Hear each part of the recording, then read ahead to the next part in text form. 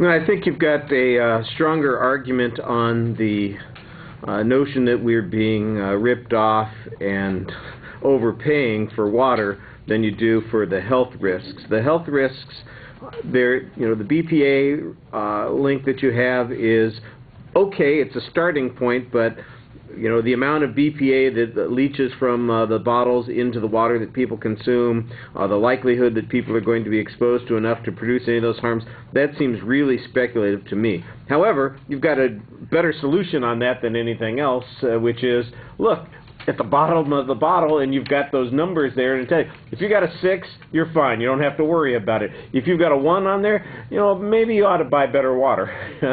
Go ahead and upscale it if you're worried about any of those kinds of things. I thought that you did a good job also with your suggestion about how people could get water if they need it from the tap using a filter. That's pretty reasonable too. The convenience factor is the main thing that I think most people who use bottled waters go for. And you need to show how convenient other kinds of water are.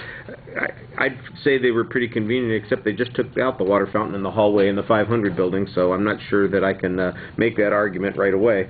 There's a little bit of humor in the presentation. The Penn and Teller story doesn't take up that much time, and it does, of course, illustrate the point that's kind of funny. So I thought that that was okay. Organizationally, it was pretty clear. Presentation issues, I think you project reasonably well. I thought maybe the pacing was occasionally a little bit off, but the vocal presentation was fine. I agree, your eye contact is problematic, especially at the beginning of the speech. I thought that you actually got better during the speech. So like in the first half of the speech, you're really dependent on the script, but as you got closer to the end, it seemed more and more like you were talking to us. I like the fact that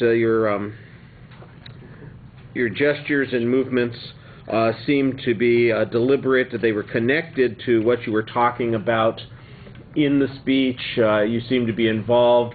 They didn't just seem to be anxious and nervous, but they seemed to really be kind of, well, and here's another idea that I'm talking about, so that worked pretty well. All right, thank you.